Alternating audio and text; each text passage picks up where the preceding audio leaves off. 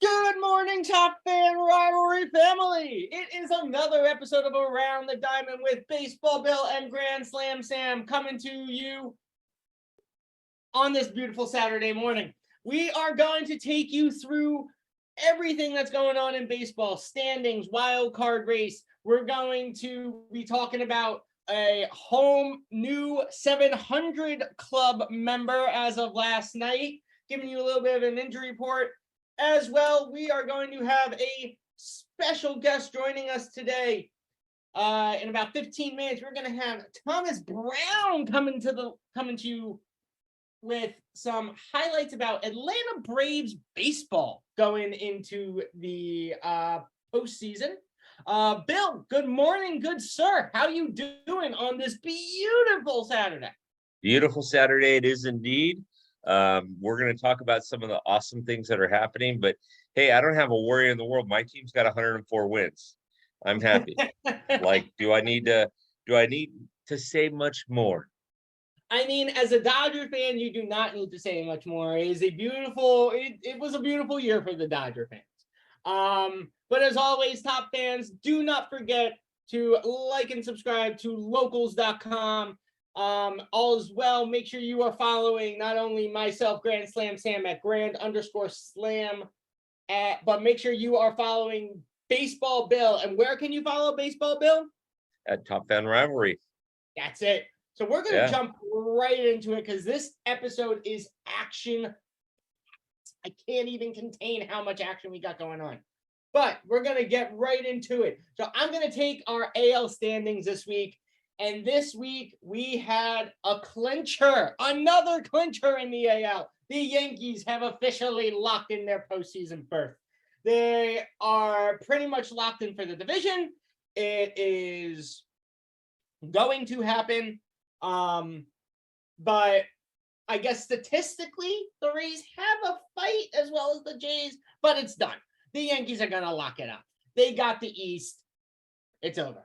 Guardians are still claiming that west spot or that central spot. I'm sorry, fans. They got it locked in. A couple more games. They'll have clinched their postseason berth, and they will probably lock in the division. I'm saying probably in the next 2 weeks that division will be done. And then Astros, best record in the AL, bar none, came out on fire in the second half and really stood up the gate, clinched their playoff berth, clinched the division.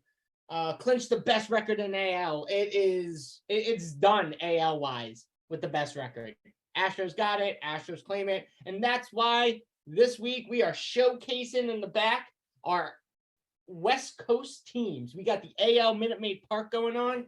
And I believe if we're going to talk about the AL West and showcasing them, I think we're going to do that on the NL2 side. Right, Bill? I think so. I mean, we got to. That's a gorgeous picture you got up there at Dodger Stadium. So you had two teams that clinched in the East, Braves and Mets clinched playoff spots. The Los Angeles Dodgers clinched, 14, 15 weeks ago, something to that effect. I'm just teasing. But what is interesting when you're looking at the NL standings, first of all, when Thomas comes on, he'll talk a little bit about the NL East, and that is a wild, wild race. That's separated by a game and a half right now. Philly's holding on. But here's what's interesting. And Sam, if you noticed, you have the Dodgers, you have the Mets, you have the Braves, you have the Astros, and potentially the Yankees. You could have 5 teams this year with 100 or more wins, which is insane. It's absolutely insane. Has there ever been, in your recollection, this many teams with over 100 wins making postseason? No. And to the flip side of that too, you could potentially have 5 teams with 100 losses as well. So that's insane. You got the Reds, the Pirates, the Nationals, and then over in the American League, you got the Tigers there, and there was one other team, I believe the A's over there.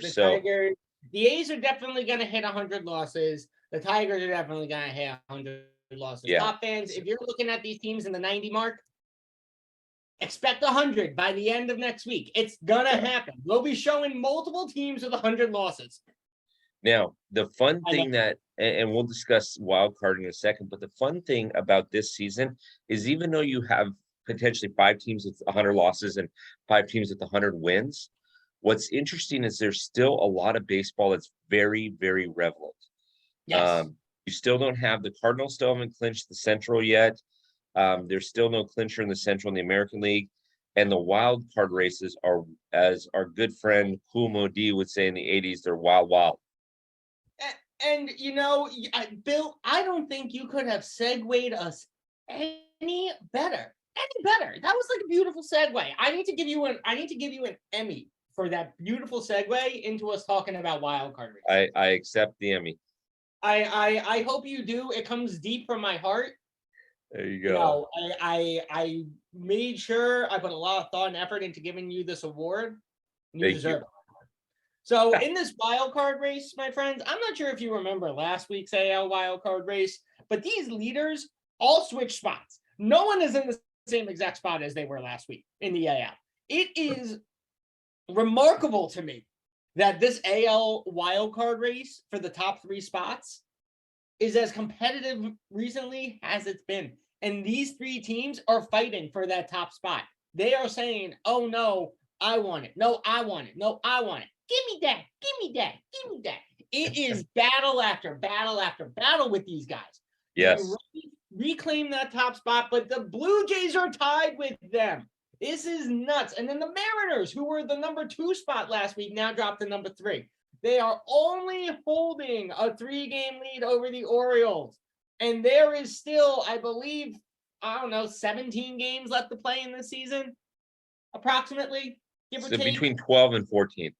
Okay, between 12 and 14 games. Still, the Orioles are still fighting. And this is why this wild card race, specifically in the AL, is something you need to watch. The White Sox are not giving up. The Twins will probably be out by the end of this weekend. But if the Orioles can go on a tear in this next 7 game, in this next week, you may see some flip-flopping between the Mariners and the Orioles. I think the Rays and the Blue Jays got it pretty locked up. I think they're solidified on their wild card spots, but watch this Orioles team because they are not going out without a fight. And then let's just jump right into this NL wildcard race, because while this is pretty standard from what we saw last week, there's one little change. There's only 2 technically still in it for the NL. Bill. So obviously the Braves are plus 10 games. They've solidified a playoff spot. The Phillies and the Padres keep saying anything you can do, I can do better.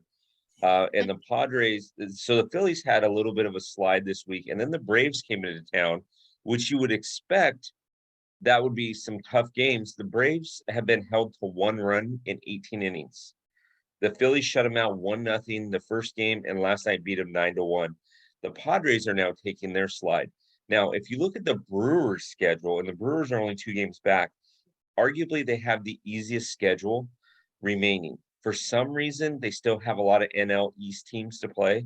So once they were done with the Yankees and Mets, now they still have Washington to play, and I believe they have the Marlins to play.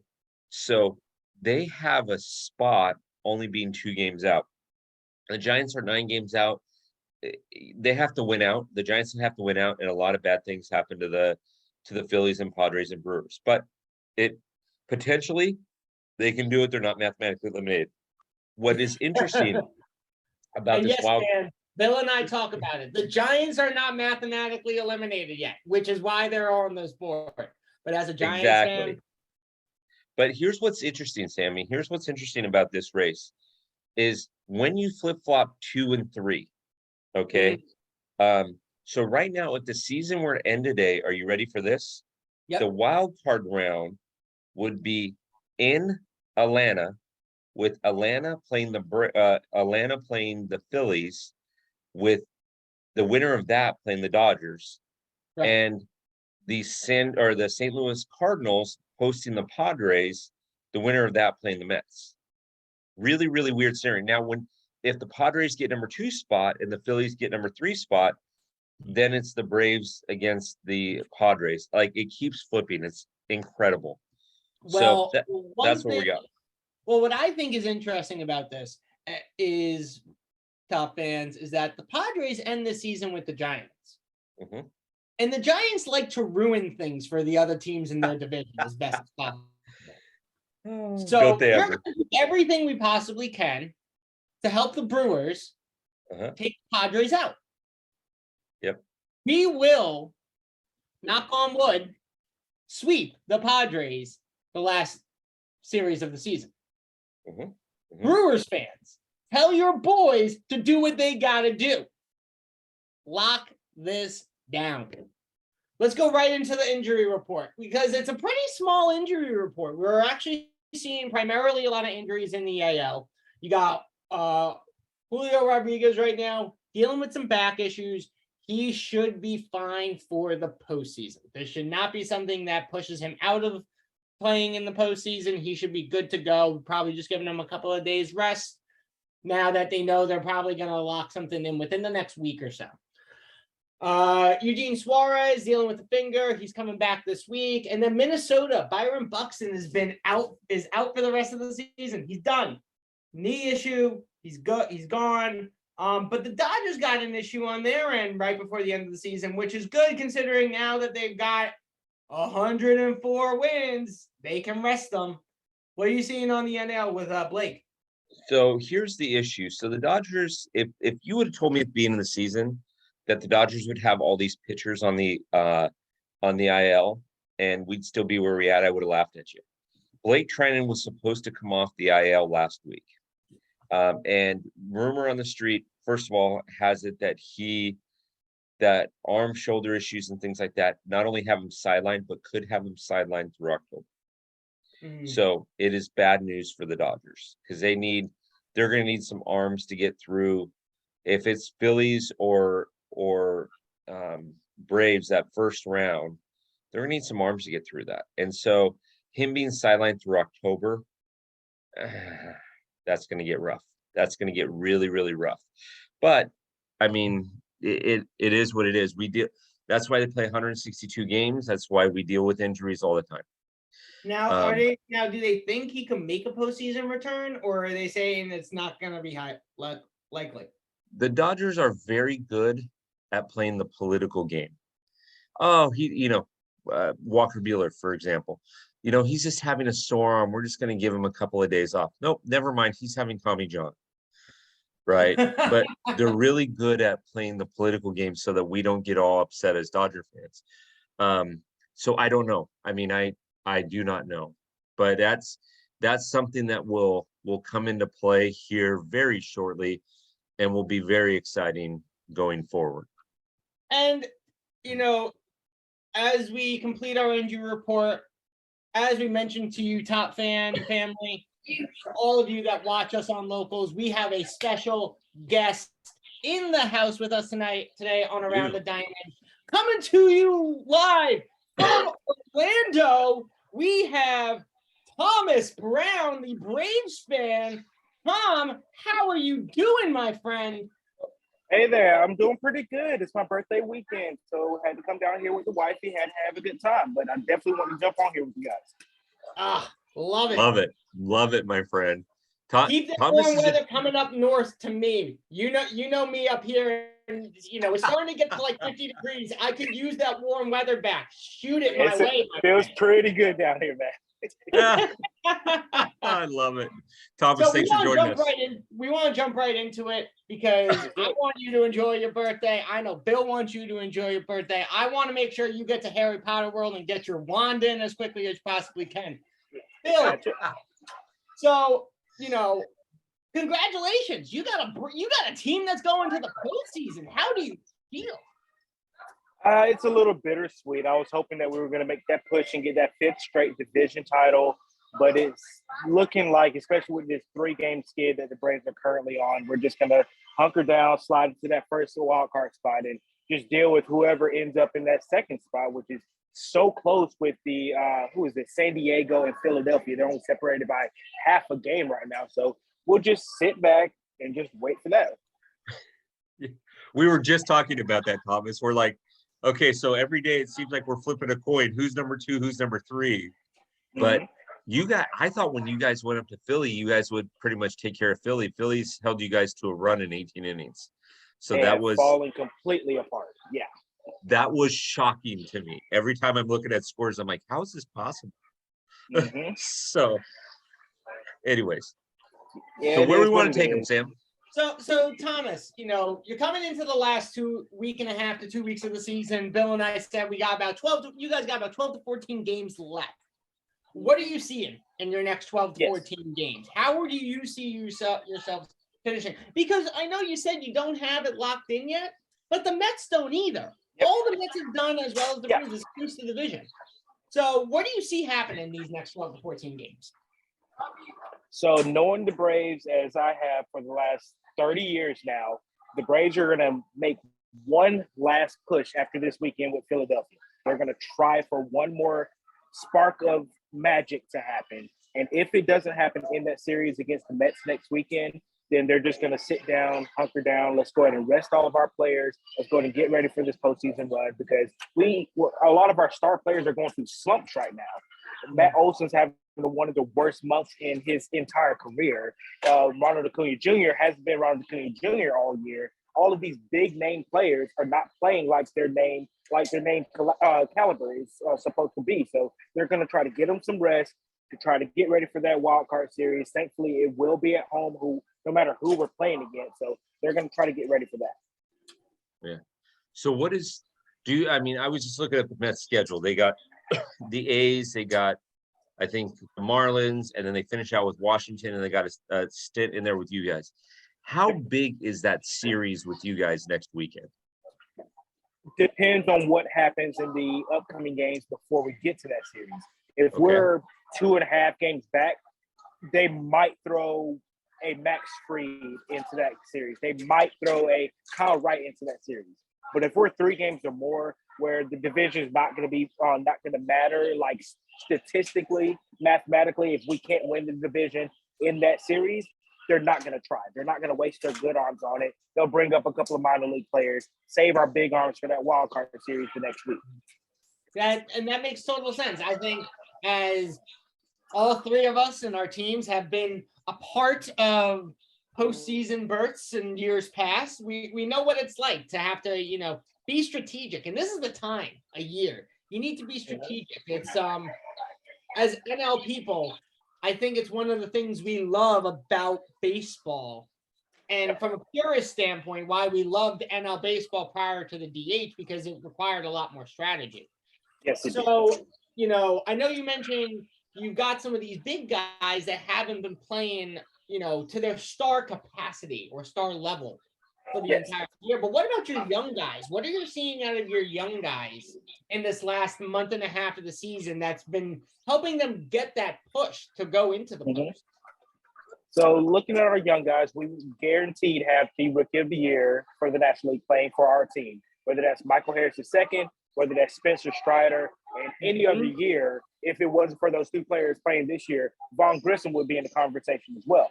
But those players are making such a historical push. I don't think we've had anybody in the National League have a team with number 1 and number 2 Rookie of the Year in the past 15, 20 years. This is an amazing push that they're doing, and it's making teams like the Mets and unfortunately Bill, like the Dodgers, who have to buy their championship. We're homegrowing it. We're having these young players. We're going to be good for the next 5-6 years without having to spend a lot of money.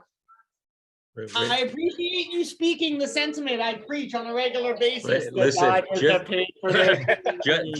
just to clarify, we've taken everybody's throwaways like Chris Taylor, JT, but let's not also forget Will Smith grew up in the program, Gavin Lux grew up in the program, Cody Bellinger grew up in the program, Clayton Kershaw grew up in the program.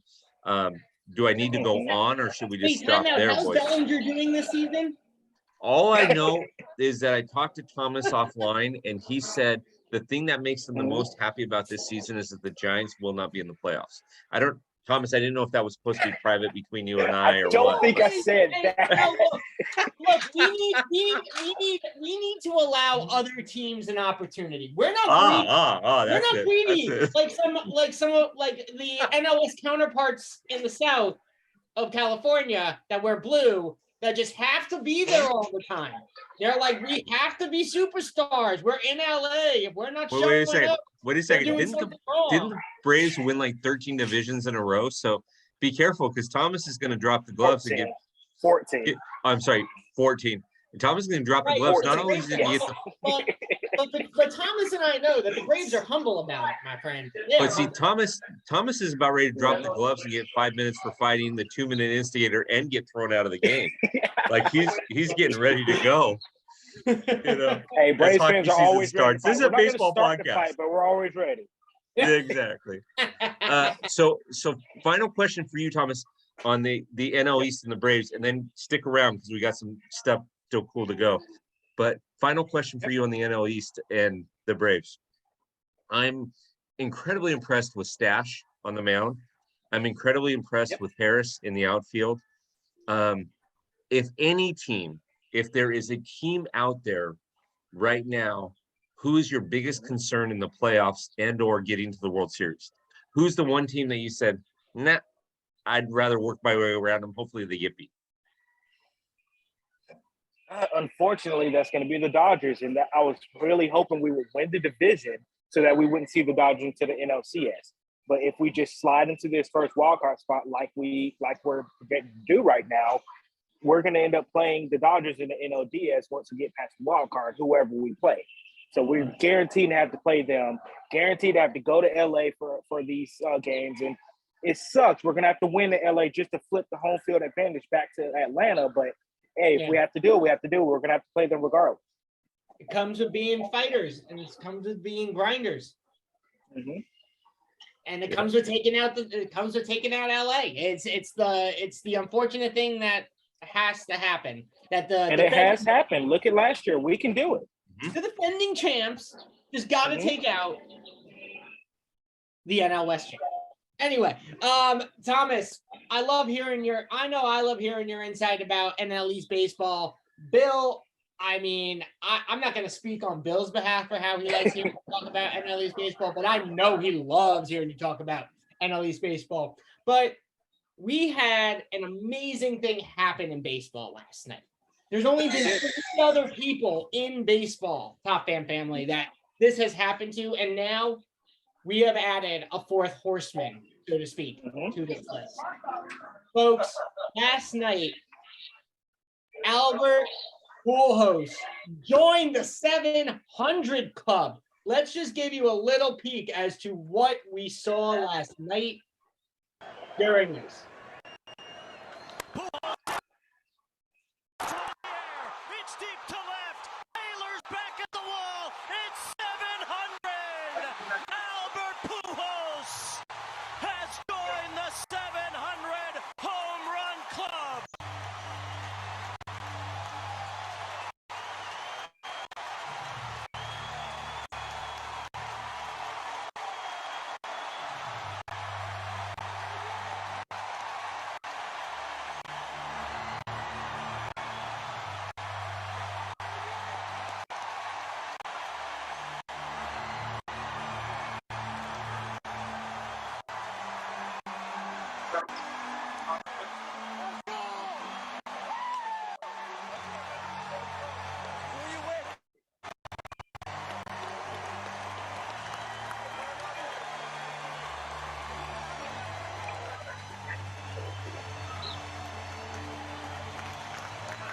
You know, it's great. I don't know about you guys, but I watched that home run and I rewatched it maybe 3-4 times, and I gotta commend the man.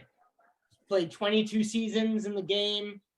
He's one of 4 other people now to hit 700. And notice, he's still going. They still got the rest of the season to play. I mean, just to see where he's going to end up and finish this, you know, I couldn't be happier for the man. He deserves it. looking at these other legends on the screen, you've got Babe Ruth with 714. You got Hank Aaron with 755. And then you got the home run king, Barry Bonds with 762.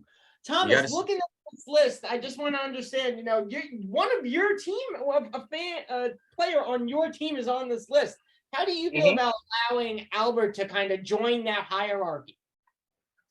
I am much more proud about Albert than I am about someone else who's on this list, who I'm not going to name, but he has an asterisk next to his name. But I am excited about bringing him on. He is an unbelievable player. He's one of the players that people, no matter who you cheer for, you respect him. He's just a people's player. And I'm excited to bring him into that club. He's in the 700 club that some people feel like this home run champion, no one's ever going to get close to it again. But look, he just did it. Wait. Are you talking about, and Sam didn't say his correct name. It's Barry, I swear he didn't take steroids, Bonds. I think that's who you're talking about, right? Might possibly be him. Might be the guy that went from a stick figure like me to big and stout, just thick of a man. Yeah, it might be that guy. Might be that guy. They have been. However, was there ever a conviction? Was there? I don't think there was. So let's just look beyond that. Let's just look beyond that. Bill, when you're looking at this list of home run leaders. So Thomas, it's okay to commit a crime as long as you don't get caught. Exactly. You ain't cheating. You ain't look at the Houston Astros. There you go. Houston Astros. Cheating, you ain't trying hard enough, guys. Come on. You know the deal. So to answer your question, Sam, I'm extremely proud of Tio Albert being on this. I've always been an Albert Pujols fan. I knew he was going to be something special in his first season when he came out and was just blasting everything. I just hoped he'd stay healthy. I had told Mikey Bleeds Blue that I would prefer this to happen at Dodger Stadium.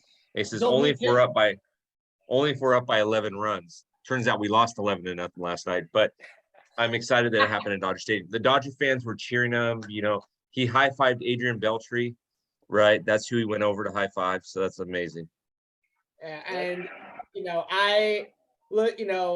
yes, Barry may have an asterisk. I think we all know Barry was an all-star player before everything would have come out. So putting that aside, and not to go too off topic, if you ask the players, they will even say Barry Bonds is the home run king. There's no question about it. He has it. And other than that one blemish, he's one of my favorite players. But that blemish is so huge. No, and you know what? I agree with you. And Thomas, we can have a conversation about this anytime you want. I have no problem. We may end up doing a podcast about this. I think We will. Perfect. So Sam, did you want to wrap this up real quick since we're coming up on time? No, guys, I want to thank you for taking some time with us this morning. I know you're on your vacation, so it really means a lot.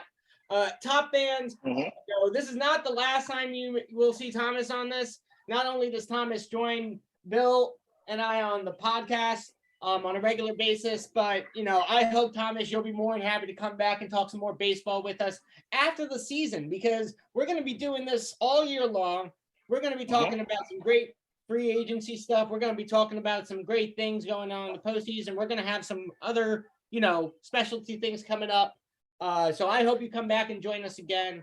Remember, Top Fans, you can catch Bill and I on the Top Fan Podcast. You can find that on Spotify. You can find that on topfanrivalry.com.